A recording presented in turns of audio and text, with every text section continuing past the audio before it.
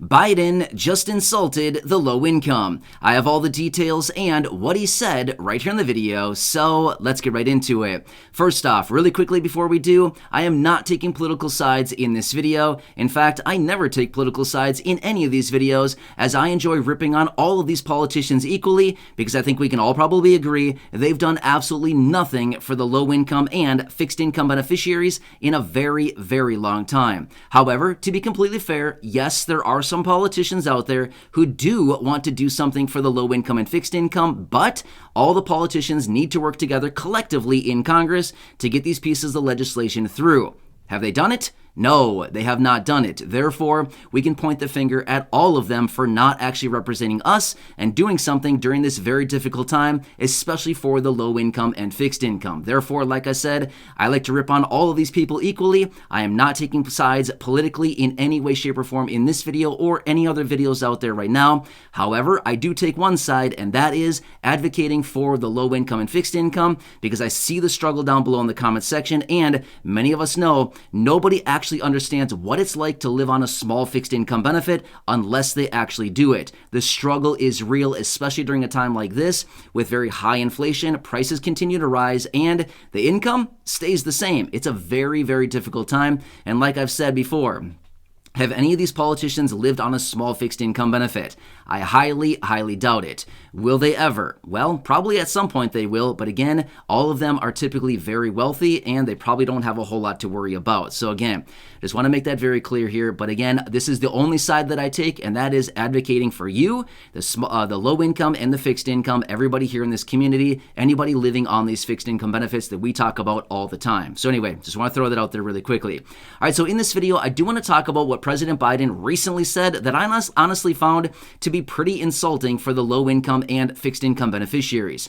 I also do want to talk about a few other reports and headlines hitting the wire out there right now as well. I do like to come back in videos like this every so often and give you a glimpse into what is really going on around the country, some of the headlines I've been seeing surfacing over the last few days, today, the last couple days, the last couple weeks here, and kind of give you an idea of what's going on not only here in the United States and all around the globe, because some really weird things are going on right now. And again, you probably want to stay in tune with what is actually going on, because all of this is going to impact us in some way, shape, or form, as I mentioned in so many videos. So anyway, let's get into it and talk about what President Biden recently said, and then I want to get into some of those other reports as well, which we will buzz through one at a time here.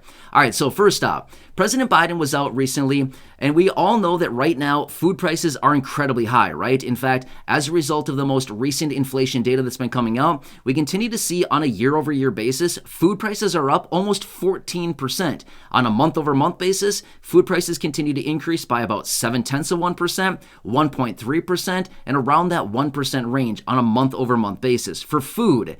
That's not a very substantial, or it's not a very sustainable thing that's going on right now, right? As food prices continue to increase, it's not good. It is not a good thing, because we all need to buy stuff, right? As far as food goes. So anyway, the president was out recently suggesting that those people that are struggling to buy food right now, we can simply buy the generics.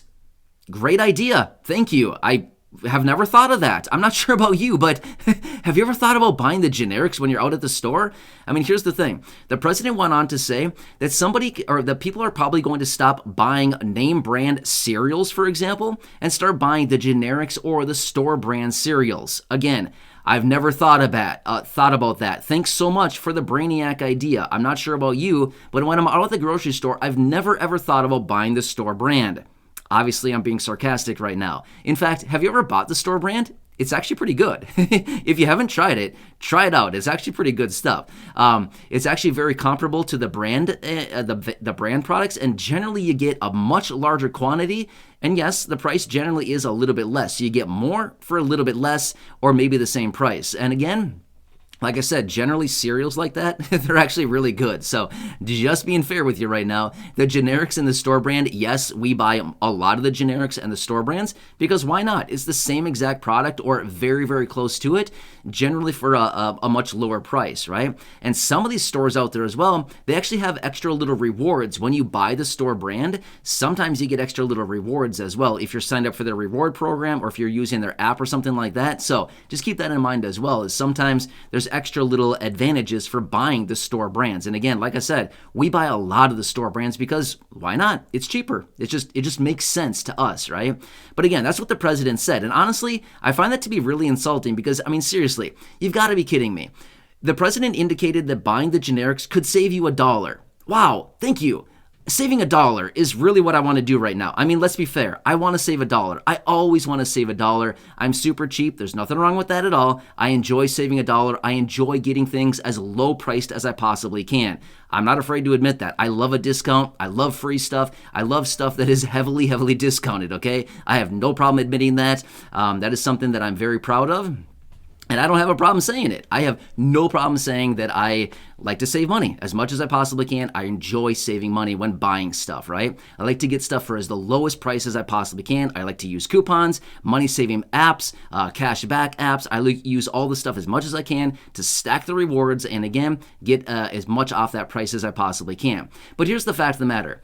Seriously, Biden? I mean, seriously, you've got to be kidding me. Saving $1 right now, is that really what people are going to do? Is that really what people need? Do we all need to save $1? Is that really going to make the difference in all of our lives right now? Saving $1 today, or maybe, I don't know, $5 this week on groceries, or maybe, I don't know, $10 throughout the course of the entire month on groceries. Now, don't get me wrong. I want to save the $1. I want to save the $5. I definitely want to save the $10 throughout the course of the month.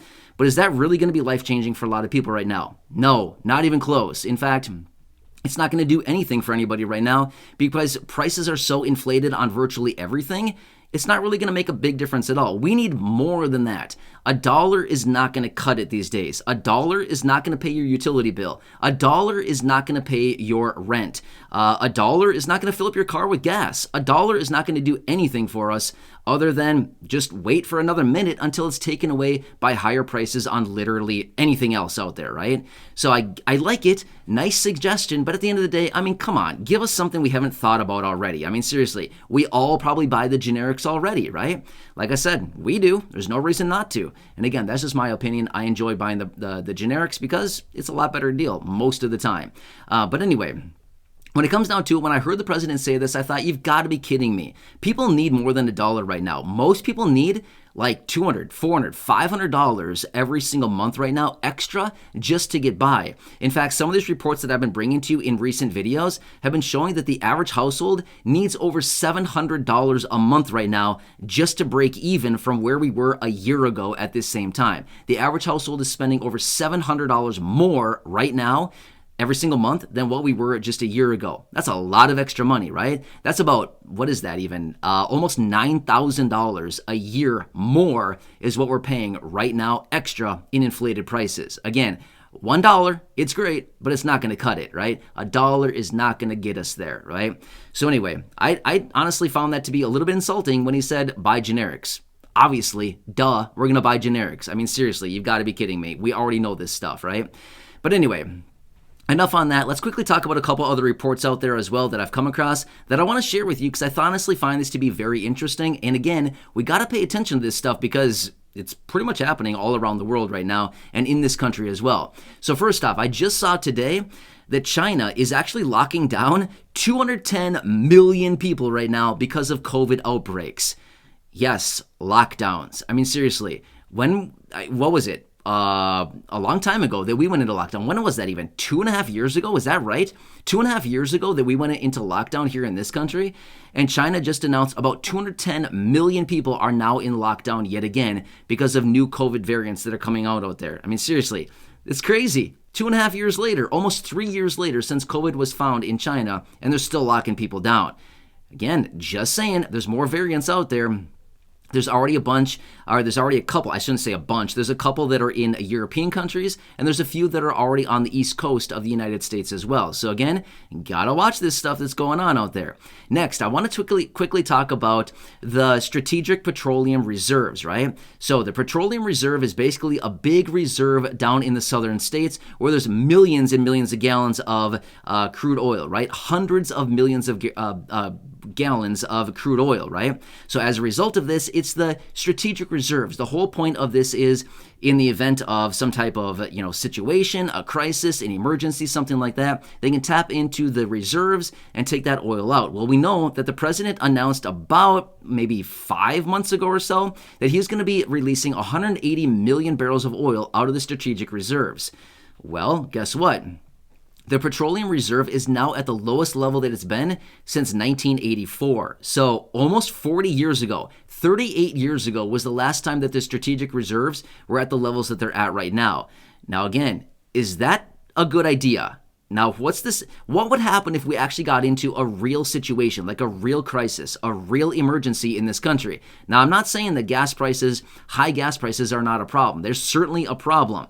But the fact of the matter is, if we get into a real emergency, like a real crisis in this country, it's going to be an ugly situation as the reserves are so incredibly low. The last number I saw was about 400 million gallons that are still available in the strategic reserves. But again, it goes fast. It goes very, very fast. It's been drawn down a couple 100 million barrels just in the last about year or so. So very concerning to pay attention to that. Not only that, according to the research and the reports that I've been finding out there right now, apparently in this country right now, we only have 25 days of diesel fuel reserves right now. So again, is this a little bit concerning as well? Big time concerning. Why? Because all of the items that we get, around the country, like, freight that's moved around the country on semis, what do those semis run on? Diesel fuel. Yeah, they run on diesel fuel. If we only have 25 days of supply of diesel fuel, again, what happens if that gets drawn down to zero or very low? Then what? We have no reserves of diesel fuel. Not a good situation, right? So what would happen then? If that was drawn down to zero, what would happen to diesel prices? They would go through the roof. Diesel prices are already very, very expensive. To be honest with you, I did not look up the average price of diesel right now, but the last I saw, it was about $5 a gallon still. That's very high. And if we saw this reserve actually drawn down to zero, that means that supply is essentially at zero. There's no supply and demand is very high. Prices would need to go very, very high on diesel. And what would that do to prices on everything out there right now, right? Food, products on our store shelves, literally anything. All the stuff at our stores has been brought there by semis, right? Semis run on diesel. So if all of this reserve of diesel is brought down to zero, it just simply means that the prices of everything would go up substantially because the price of diesel would go very, very high. And that just means those extra costs would be passed on to the retailers. And guess what happens to the retailer? They take that and they pass it on to the consumer. Who's the consumer? We are, the end consumer. We're the last person to touch the product before it goes garbage or whatever happens to it. We are the end consumer, right? So we're the one who brunt all of that extra cost, right? So that's very concerning as well and something we certainly need to pay attention to. So these are some of the reports that I've been coming across. And lastly, according to what scientists and the researchers and doctors and stuff like that are suggesting, they're still anticipating that here in the next couple months now, as temperatures are going down a little bit across the country, and as many of us are going to start getting together with friends, family, acquaintances, neighbors, people like that for the holidays and things like this, they're still suggesting a massive surge in COVID cases. So again, we'll have to see what actually happens here, but we've got a lot of things that are all converging at the same time right now, and it's not a pretty situation. So one last thing I want to throw up there for you as well. The 30-year fixed rate mortgage. Now this is interesting. Whether you're in the market right now to buy a house or not, it doesn't really matter, but this is actually very interesting. At the beginning of this year, the interest rate on a 30-year fixed rate mortgage were below 3%. However, as of right now, the fixed rate, the rate on a 30-year fixed rate mortgage is 7.08%. They were below 3% at the beginning of this year. That's crazy. The last time that we saw the 30-year fixed rate mortgage at a handle of 7.08% interest rate was back in 2001. So is that a little bit concerning as well? Yeah, you better believe it is, right? Is this going to damper the housing market? Oh yeah, it is. A lot of buyers are stepping away right now because 7% interest is very unsustainable for a lot of people. A lot of people cannot afford a 7% interest rate, right? That is adding a lot of money. Thousands and thousands and thousands of dollars of interest every single year for somebody who wants to buy a house. Who wants to pay that much extra in interest every single year? Just throwing that money away. I don't. Would you want to? I certainly wouldn't want to. That's why I'm not in the market to buy anything, right? So again, I'm not sure if anybody else is in the market to buy something right now, but I don't think there's many people out there that are shopping for homes right now, not with a 7+% interest rate on a 30-year fixed rate mortgage. Now, if you're looking at a 15-year, again, those are at about 6.5%, still very, very high when they were above, just above 2%, a little above 2%. About 10 or 11 months ago. So they've gone up substantially, about 5%. Well, not quite 5%, about 4.5% in just about 10 months or so. So very scary stuff going on out there. Anyway, these are reports that I have for you right now. Of course, I have a lot more for you, but I'm going to leave it there for now. There's a lot to talk about. And again, I can catch up in a separate video, but I want to leave it there for now as I'm guessing this video is kind of getting a little bit long for now. So anyway, let's leave it there. And again, I hope this one helps you out. But again, I want to bring you this back and just kind of give you an idea of what's actually going on right now and some of the things that are coming out, because honestly, some really weird stuff going on out there. And like I said earlier, that statement out of the president about buying generics and store brands, I mean, seriously, I thought that was a little insulting, and I wanted to bring it to your attention as I like to watch all this stuff closely and bring it to you as I find it in these headlines. So again, please subscribe down below if you haven't done so yet. Share the video with your friends, family, social media, and go back and check out any of the other thousands and thousands of videos here on the channel. Until next time, have a good one. Enjoy your day. I hope this one helps you, and I'll catch you again later.